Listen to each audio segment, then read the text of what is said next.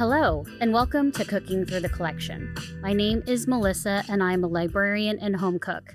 I do a lot of research when wanting to expand my repertoire of cooking, so I've challenged myself to walk through the stacks of my library's cookbook collection and grab things I've never tried before. So let's see what I'm going to make this episode.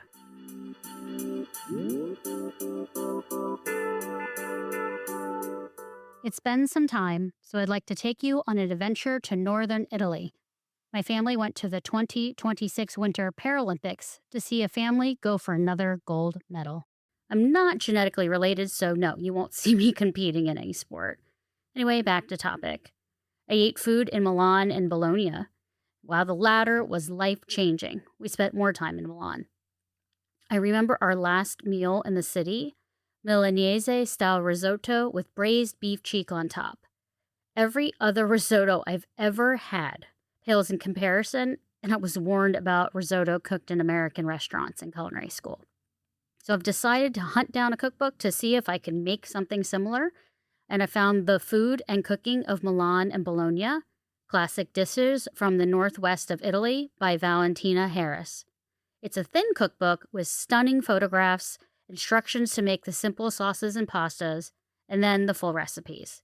Since I'm chasing my last dinner in Milan, I've chosen the braised beef and Barolo wine and classic Milanese risotto. So let's get into the kitchen and start cooking. Hello everyone, so I am now in the kitchen and I've been looking at this recipe because we know sometimes I'm not good about looking at it in advance. There's a lot of cutting prep and I've decided I'm going to do it first just for sanity and cleanliness and that. So the recipe calls for 1 onion chopped. I have one of the biggest white onions I've ever had in my life. It says to chop it, so I'm just going to use half because this thing is a monster, so I'm going to chop it up. We're going to do the cross section. Chop is a little bit, trying to get it reasonable size. That's not even half of a half, which is kind of crazy to me, but it is what it is.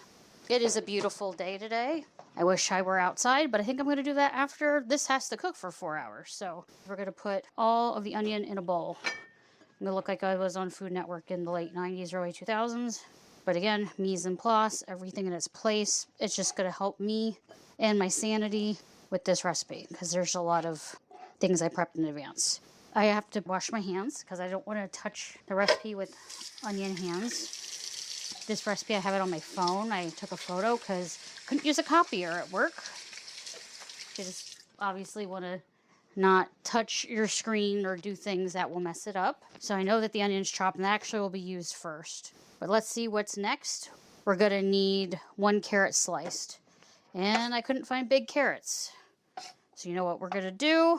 We're going to just use baby carrots, which I don't like using, but I don't have choices. So I'm going to cut it longwise in thirds and then cut this in quarters because I think that's going to be more slice size. Whoo, that onion is fragrant. I have tried all the ways to not have it bother me. I think goggles are the best, but I don't have goggles, and goggles over glasses, I don't know if you've ever done that. It doesn't work great, so I don't recommend that.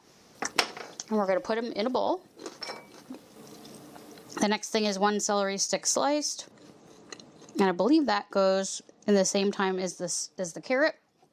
I've already taken the leaves off. I'm going to split the bottom part because it's so wide in half. And we're going to slice away.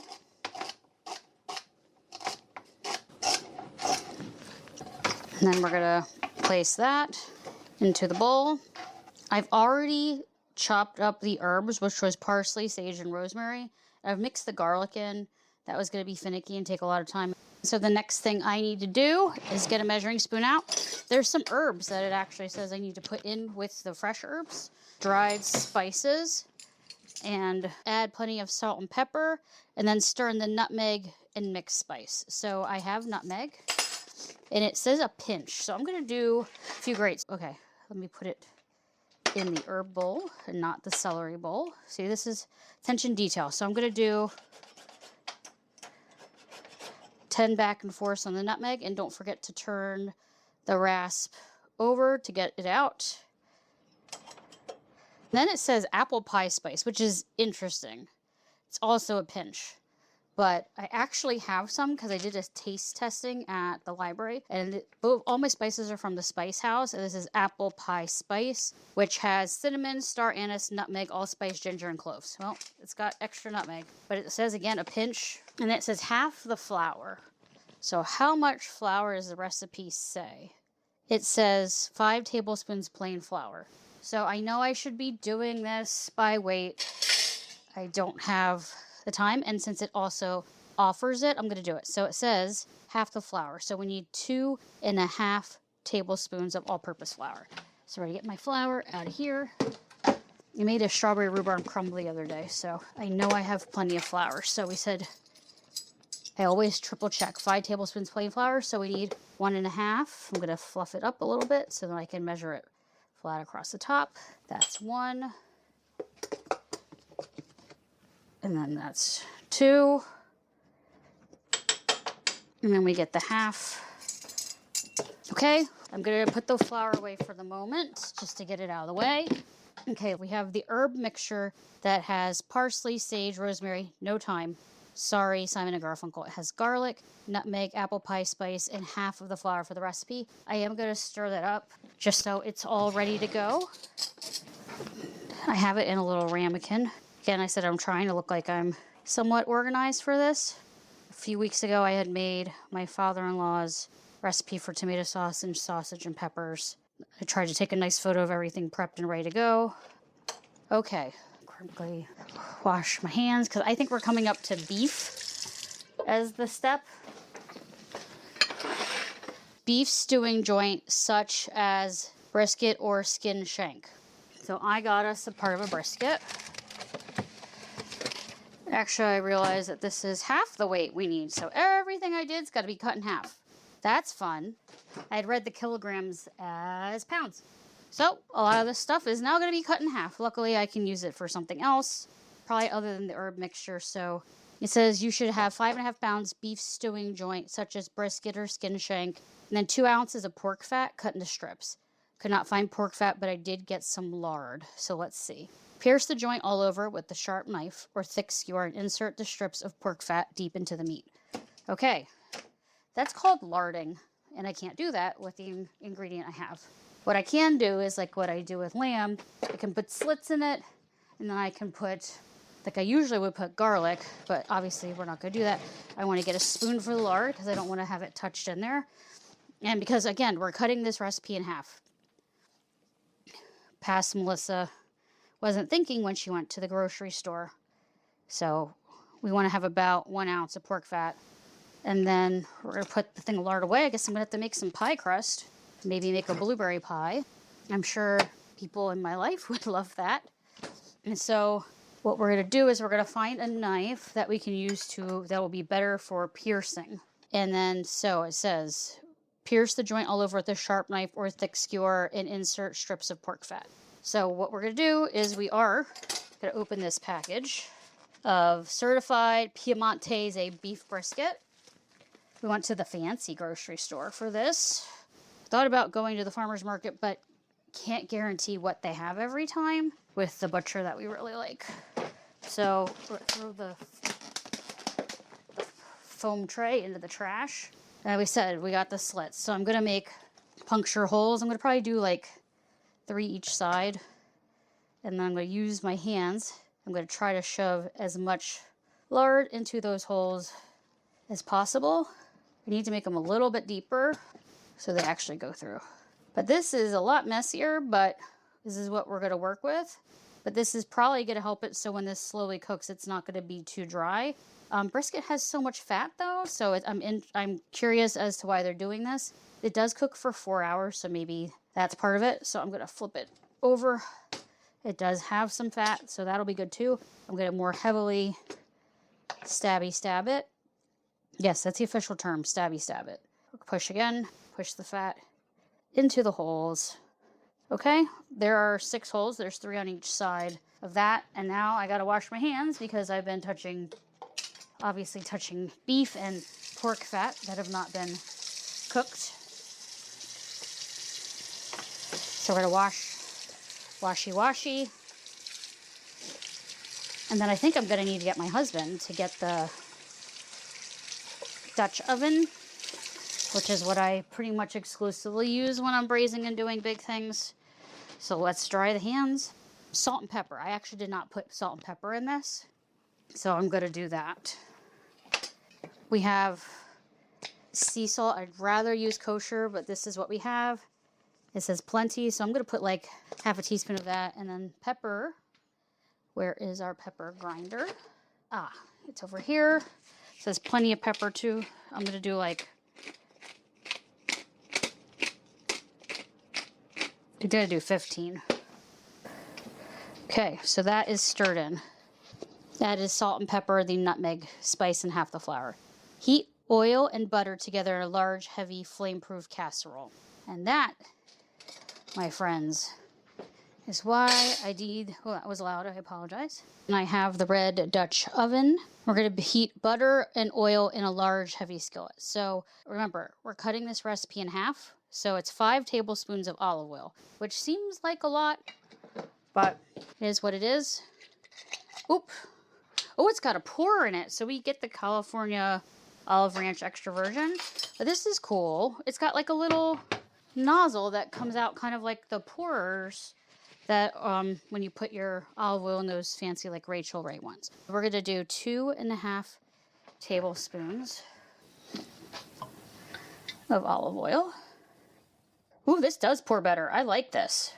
2 and 2.5. So how do I close the lid? Do I just pop it back on?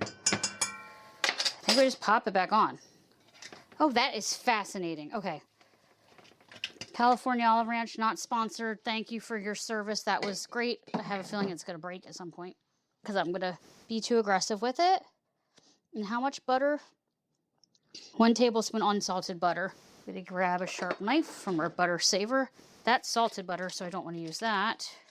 So we're going to do half a teaspoon of butter. Go in. And then the butter. Heat it on a large, heavy flame until the butter is melted, and then add the onion. Let the onion sizzle. Okay, so we're going to turn it up to medium heat here, which will be a 6. I'm going to get a wooden spoon so I can move the butter around to see if I can get it to melt a little bit faster. We want this to be lightly foaming, so it's going to take a bit. The butter is now foaming, so I'm going to put in half of the onions. Remember, silly, didn't think about that. We're going to let it simmer for 3 to 4 minutes, gently stirring. Now, the next recipe that we're going to work on is a lot of stirring, so I need to mentally prepare myself for that. But we're going to simmer this for 3 to 4 minutes, and then I will be back. So I'm back, and it is finishing. And then, so the next step is while I'm going to turn this off, it's actually got about another minute's got to be done anyway. So it says that we need to roll the joint in the herb mixture, lay it gently on top of the frying pan. I don't think I can roll this. It's a brisket. So we're going to rub it on one side, and then we're going to flip. Oh, it's interesting. The lard kind of came out. So I don't know how well this lard thing's going to work, but we're going to work with what we got, right? And we're going to kind of rub it on. This is messy. Rub it on to the other side. Roll the joint in the herb mixture. Lay it gently on top of the onions. Just fits. And we're going to clear the deck of everything. I'm going to do some washing up and then I'll be right back. Okay, I am back. I've finished doing one last wipe of the stove for a little bit of flour that got off. We don't want that. Our next step is add the carrot, celery, bay leaf, and parsley sprigs. Okay, so we're going to take half of that celery. You said half this carrot. What I think I'm going to do is I'm going to make something tomorrow that will use the rest of these because I don't like wasting stuff. So we're going to throw in half that carrot. Okay, bay leaf. Okay. And parsley sprigs. And we're going to sear the meat all over, searing multiple times. So we're going to get our tongy tongs. I know they're not called that. It says seared on the side, so I gotta flip it, so definitely gonna need the tongs for that. So this has been going for like a minute or two. I probably should do another minute.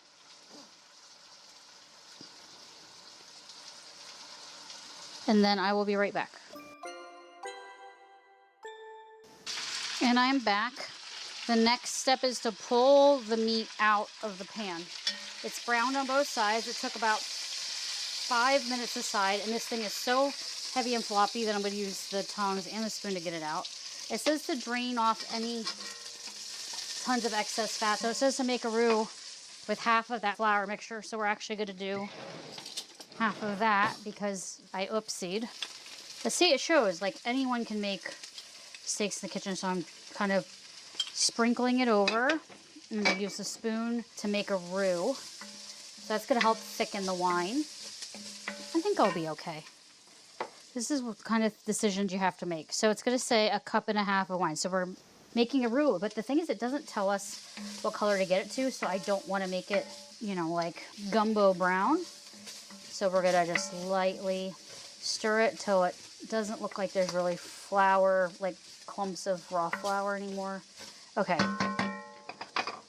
And then it's going to say pour in the main recipe, 1.5 cups wine. I'm going to try this. And so the wine is Barolo wine, controlled product of Italy. So it is an Italian wine. It was not cheap, but all of them were from there. I didn't see any. Ooh, that was a nice satisfying pop, wasn't it? Okay, a measuring cup.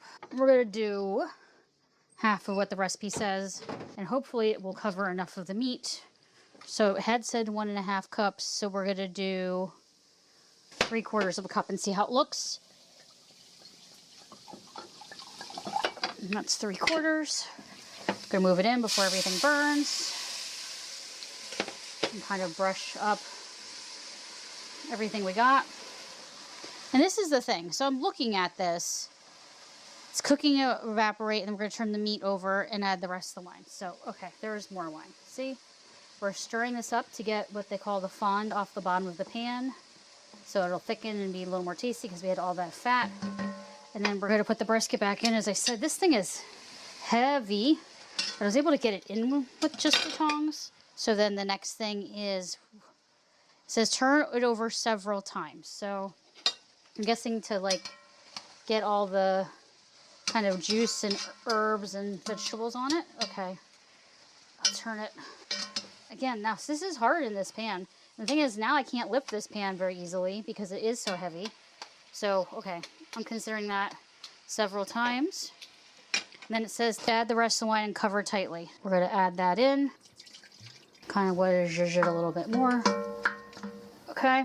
It is less than halfway up, but this is one of those slow braise things of the lid. We return the meat to casserole and then add the rest of the wine. We're going to cover tightly with a lid. The lid's almost as heavy as the pan is. So I think they're going to ask me to turn it down. Lower the heat to the lowest setting. Because it's a cast iron, what I'm going to do is I'm going to pull it off the burner for a few seconds because this pan is so hot. This pan really retains its heat, so I want to make sure I have it off the burner until it cools down a little bit. And the burner has a chance to cool down as well. And it says cook it for 4 hours, turning occasionally. About every hour, I'm going to stir it. And then we will be back to make the risotto to go with this and finish this recipe up. I am back in the kitchen. This has been simmering for a little over 4 hours. The next step is to remove the meat and to set it aside. And then we're going to pull chunks of carrot out too. Okay. The lid is very heavy, but we have to put it to the side. We've put the lid to the side, and it says pull the meat out. So we're gonna, it has shrunk a lot, but it is starting to shred. So the next step, which I can't quite do the way it says it, but we're gonna do our best. It says pull out the carrots. So the thing is, they're so small for like the carrots and celery. So I don't know how this is gonna work. Yeah, they're so small and broken down, I don't think that's going to work. So we're not going to pull out the carrots. Maybe I cut them too big. It said to pour it through a fine mesh strainer or food mill. I can't lift this because it's so hot. that we're gonna just ladle it slowly into a sieve. And this is gonna take me a few minutes because it's not as fast as pouring, but we're gonna work with what we got here. It smells really good. And I've noticed there is a lot of fat on this, and the thing is that there wasn't that much fat when it said to drain it, so I'm gonna try to use a ladle and pull some of that fat off the top. The next step it would be basically to get ready to serve it. Let's see. Season to taste, then put the chunks back into the sauce and slice the meat and serve it with the sauce. So what we're going to do is, because we're now going to start the risotto, the onion has sat in cold water for the 10 minutes, and then it says you need to drain it and squeeze it out. So we will get a small strainer. We're going to pour it through that. Kind of shake it a little bit, but I need to get a paper towel because I don't have a regular towel available. I am going to put them onto the paper towel in the center. Got a few little extra onion bits there that didn't quite get out of the bowl, so let's throw them in now. And then we're going to get out as much moisture as we can. We wring that out. And then we are on to the next part of the recipe. Heat half the butter in the pan, add the onion and fry very slowly. We do not have the marrow, so that's marrow part's not happening.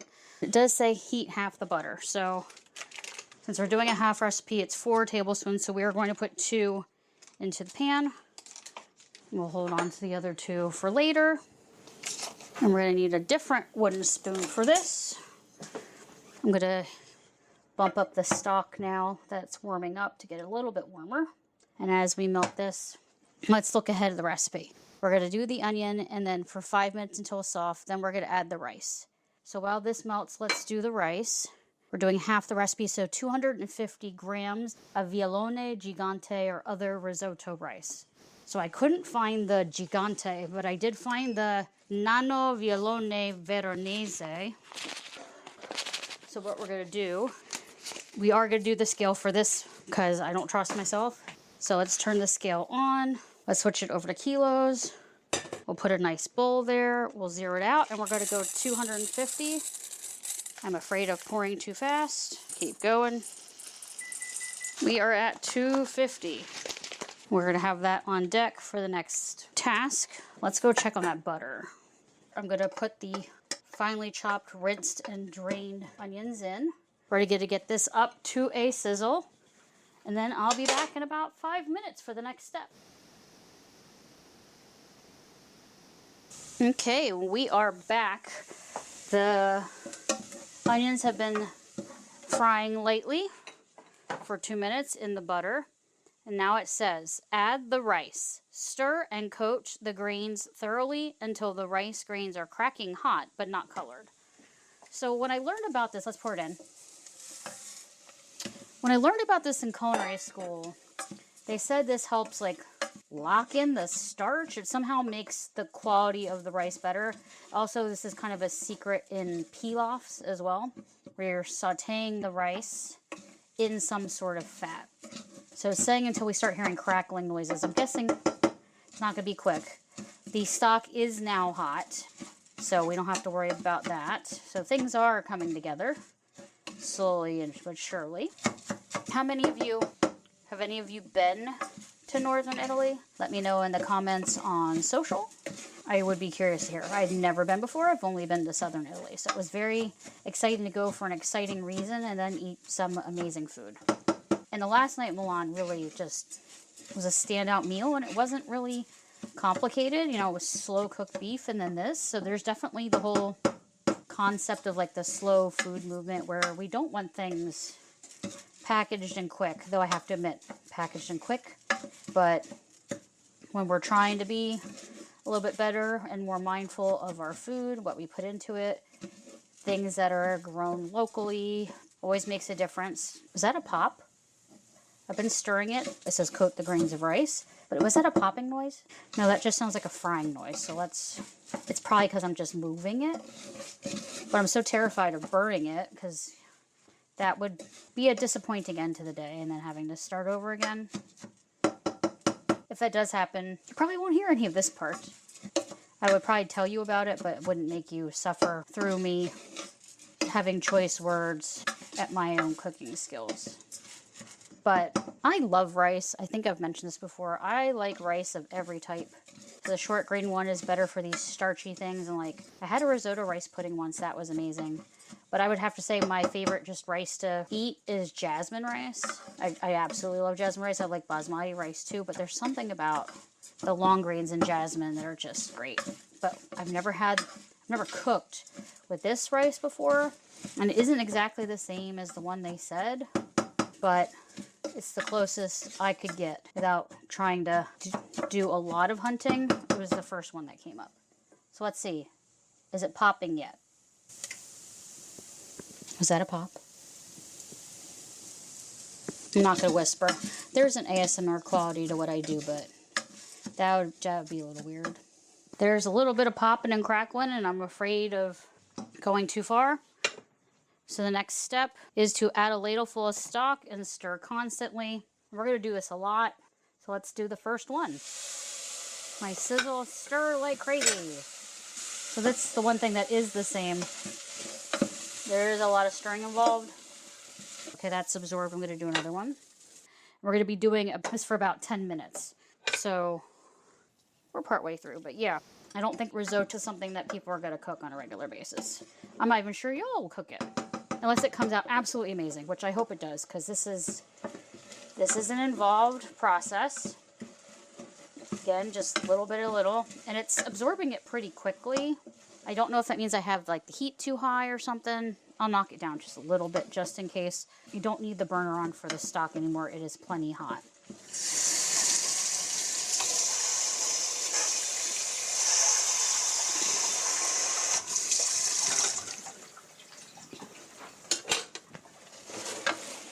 Continue cooking, adding until the risotto will take about 20 minutes. So let's get back to this. I walked away for it from probably too long to check on something else. This is fully absorbed, so we're going to do another ladle and stir in. It looks and smells good. We're going to be adding this ingredient that they call it saffron powder. It says 1 to 2 sachets of saffron powder. I didn't know what that was, so I had to go look it up to get it online. Where is it? Like, how did I lose it? It almost looks like Bugs Bunny on it. Zafferano leproto sapore deciso. 4 persons, 20 minutes. So it comes in like a pack that you have to cut. So it says 1 to 2 for the recipe. So we're going to do 1 because we're doing half. And we are going to get scissors from here. And we're going to cut it, open the packet. It's almost like a yeast packet.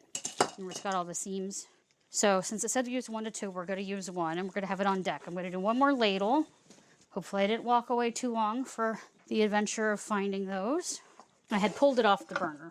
So let's get a little bit more absorbed.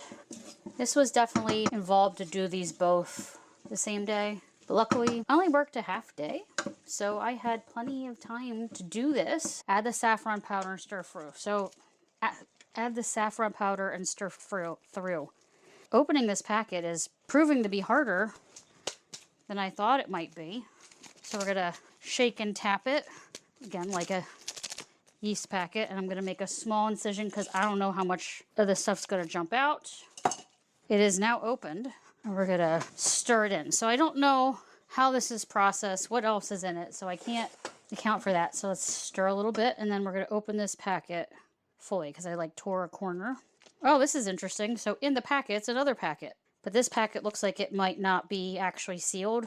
Almost looks like a packet that you get with tiny seeds in it. Kind of like a wax paper pouch. So we're going to carefully wrap it. It's almost like a little funnel, and we're going to just throw it right in. Not with the wrapper, of course. It smells like saffron. I just don't know if there's anything else in it. I'm guessing not. So let's stir that in. And I remember the risotto that I had in Milan was very yellow. Almost like a butter yellow. It was so beautiful. It was just this little, small, you can tell neighborhood restaurant, 2 generations of family. The dad's in the back, the son's the waiter. And I stirred that in. Put it back on the burner to dry it up a little more. Let's make sure there's no pieces of rice that are stuck higher in my saucepan. So we'll make sure that they're getting cooked, just like I'll make sure all the rice gets off the spoon. So it also cooks. So I'm using another spoon to kind of scrape that off. It looks like there's some of the saffron powder actually stuck on the spoon. So the next time I pour, I'm going to make sure I pour over that. This is definitely looking, just with that saffron powder, that's the color. So they may make their own saffron powder there. I don't know. So it's definitely creamier when I'm stirring it. Like I can notice the difference. The moisture is definitely absorbed. It's very creamy, starchy looking, which is good because that's really what we want. What I did is I put the braised beef and Barolo in a container wrapped in foil in the oven to just keep it warm since I don't have tons of space. And I wanted to make sure that it didn't get too cold. So that brisket is sitting there. It's not cooking. It's just keeping it warm for me, which I appreciate. Okay, then we're going to add another ladle. But we are getting very close to the end. And so when we get to then, we're going to take it off the heat. So it says the risotto will take about 20 minutes to cook. When it's creamy and velvety, the rice grains are still firm, take it off the heat. So I'm getting to a point where I have a feeling I'm going to have to taste it. But it is, to get back to stirring, I had walked away to read the instructions. So we're basically going to be finishing it with butter and cheese. And it's really been an interesting path because my husband knew he was going to be unable to avoid cheese in Italy. So he learned to be willing to try. And Parmesan cheese, which is from this region. Yeah, we had way too much food fun in Bologna. I was so happy with that food tour. If you ever do go to Bologna, I highly recommend just trying a little bit of everything. The old center of the market, there were just vendors that were, you could tell were known for 1 or 2 items. There was a place that just did pasta. There's a place that just did prosciutto. There were places that had all of them. You could definitely tell because they're encouraging to buy them together for your meal. But you could see the pride and the care taken in everything. Just like I had real balsamic vinegar, Balsamico di Modena, Modena, Italy. Again, not far from Bologna. And it just wasn't even the same. Stuff that I thought was authentic here in the US is absolutely not. To be balsamico, it actually needs to be aged for 12 years. It has to be in a certain size bottle, which is 100 milliliters. The bottle has to be a certain shape. It has to be approved by the state agency that does the DOP, which is basically the origin for those items to make sure that they are up to the standard they need to be. But we're getting to the point of the night where Melissa is knocking everything over. It's not the most fun part of the night. We're definitely getting closer. It's definitely thickened. I feel like most of the moisture has absorbed. We're just now in like starch land, so I'm going to finish putting the stock in. And then we're going to let it cook a minute or 2, and then I'm going to taste it. I've made risotto like once or twice before. We ate risotto on another tour that we did, and that was not in Milan. It was outside of Milan in another area. We had to drive for a while. So it just wasn't great. It was probably, a place that was looking for people who didn't necessarily want authentic food. It tasted good, but it wasn't great. And then after I had this, it was just, there was no comparison at all. This is the best risotto I'd ever had. And like the braised beef chicken, and the bread and the wine, it was just the whole process. We actually didn't bring any wine back or any cheese. I regret the cheese. The wine, we were able to see and check online, the ones that we liked. You can actually get them at the local big liquor store. So I'm very thankful for that. And how much cheese? We're going to need 1/3 cup of freshly grated Parmigiano Reggiano. I didn't bring any back, but we went to an Italian market here, and I made sure I got the real deal. It's a very tiny piece. I just wasn't sure, 1, I wanted to bring it back, and 2, I had taken up my suitcase with balsamic vinegar and then chocolate from Switzerland, so I already had a priority. And since, cheese isn't my husband's necessarily favorite thing to eat by a long shot, I just wanted to make room for something that I know we would both enjoy. We've been slowly rationing chocolate from Lugano, Switzerland. Just went there for a short bit. My husband had an espresso shot that had, basically the hot chocolate there was fudge, what we would call here, or almost like the Spanish, what I know is the Spanish style of like chocolate that goes with churros. It was super thick, and he had that mixed together with the crema from the core of the espresso on top. And it just, even though it was a really short time in Switzerland, like an hour, it was really beautiful. We got to taste something lovely, watch boats on the water pass by, and it was just nearing the end of our trip. But yeah, so we did 2 different tours, but the Bologna food tour, just hands down, I just loved it. The woman who led the tour was from there. You can tell how proud she is of her community, of the foods they make, how reverential she was with everything. So it was lovely. I wish we could have spent more time there. I almost wish we could have stayed there. It's such a different vibe. Milan's just like a big, vibrant metropolitan city that has historical parts in it. And Bologna just felt historical and just felt almost magical, and I loved it. I'm jealous that the college I went to, if you were a political science major, you could study abroad in Bologna. I was not political science major. I'm sure none of you are shocked by that. Let's not go to what my major was. But we're still stirring this up. It really hasn't absorbed. And I'm wondering if I should turn the heat up. I'm really afraid to. So I'm just going to keep stirring and stirring and stirring and stirring. I'm going to get the cheese out, though, from the fridge. Get my rasp that I had used earlier for the nutmeg. Give it a quick rinse on the back because I think still had some nutmeg on it. I don't think the nutmeg is supposed to go into this. And we're just going to start grating it. But I like the microplane rasp thing because it really grates it really fine. So let's get a bowl. And while I stir, do another stir, I'm going to monitor. I'm working right on the stove, actually, because the cheese is going to go in. So I said 1/3 of a cup of cheese and then more for serving. So let's get started on that. We actually got to one of the last functioning osterias. And she said in the world, but definitely in the city. And osterias, you actually bring your ingredients, and the people there cook it for you. You have their wine from their bar, but the ingredients are ones that you bring in from one of the markets that are right around the corner. And that just was such a cool way of, like, you could buy the fresh seafood and everything, and you could just take it to someone who knew how to cook it. Never heard of anything like that before. So it was just so fascinating to me that that was even a thing, and that osterias, in my mind, don't do that, aren't that. So the risotto is bubbling away now, and I have my butter, my 2 tablespoons of butter, and my cheese ready to go. Okay, we're going to give it a taste. It says a slight bite to it, but not raw. There's a little bit of bite to it, but I think it might still need a minute more. It's absorbed, though. I think we're getting pretty darn close. The flavor's good. Definitely does have saffron, a little bit of saffron flavor to it, but it mostly tastes like the stock and the onion. Interesting, I didn't realize that the risotto I had on my last day may have had beef or veal or stock in it. But it said beef stock as the first one on here, so that's why we grabbed it at the store. Okay, so let's try it again, see if it's better. Hot. I think we're there. I think we are there. It says a little bit to a bite, so there's like a tiny bite. What exactly does it says? Bite.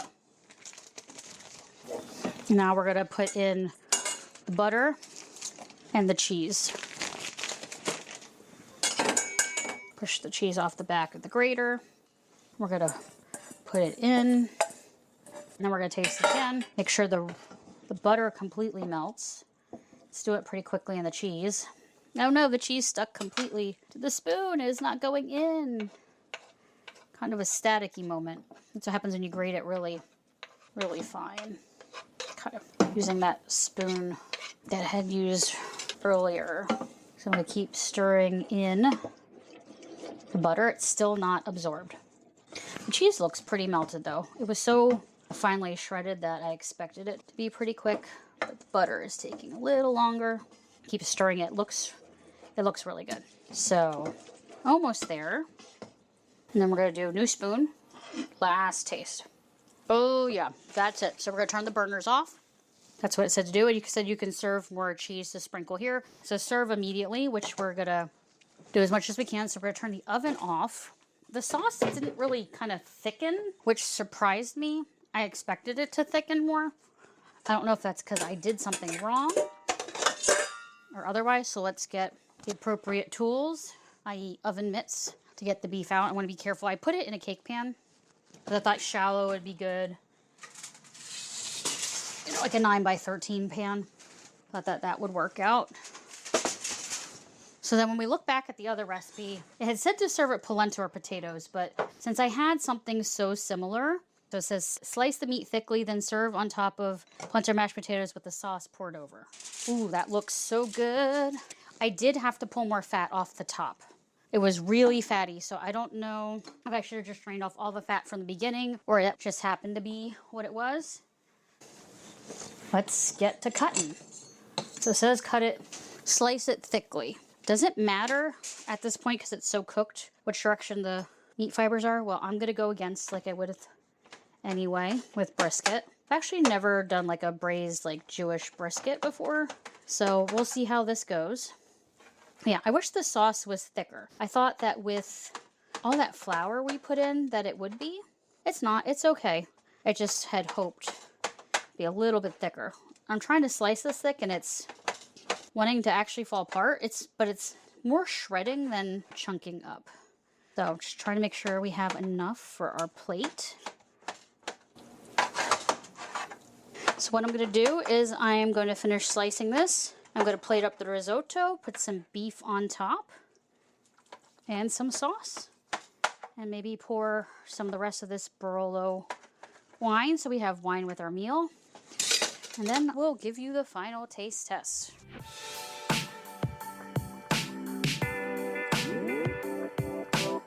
So we are here back at the table, and I have Chris with me. Hello. Can you tell me about your adventure eating Parmigiano Reggiano in Italy?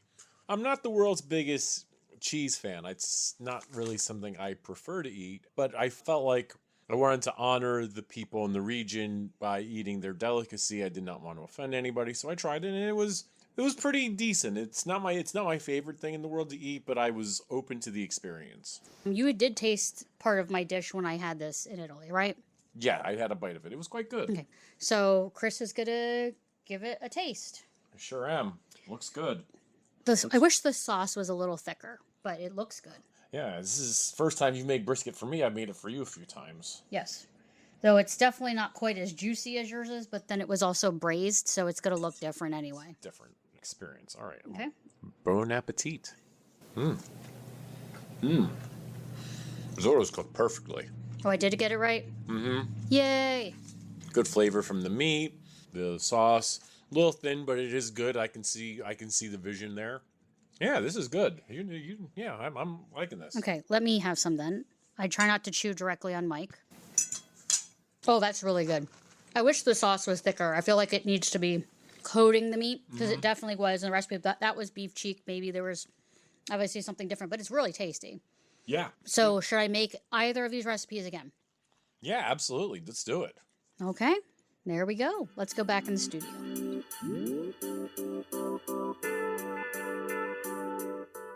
So despite a few little hiccups, mostly on my part, these were amazing recipes. If I have to borrow or buy this cookbook, I would buy it because of this trip that I had to Italy. So this is a very personal thing. So it's really up to you. I'm definitely going to try some of the Bologna recipes. I have to tell you, Bologna's food was life-changing. I'm really jealous because people in college who were political science majors were able to go to Bologna to study abroad. Now, I didn't want to be a political science major, but I'm glad I was finally able to make it to Bologna, even though it was only a day. So I would definitely buy it. Thank you for joining us on Cooking Through the Collection. If you enjoy this episode, please consider subscribing and leaving a review. You can visit the website for more information at cookthecollectionpod.com. Follow me on Instagram, cookthecollectionpod. Until next time, happy cooking.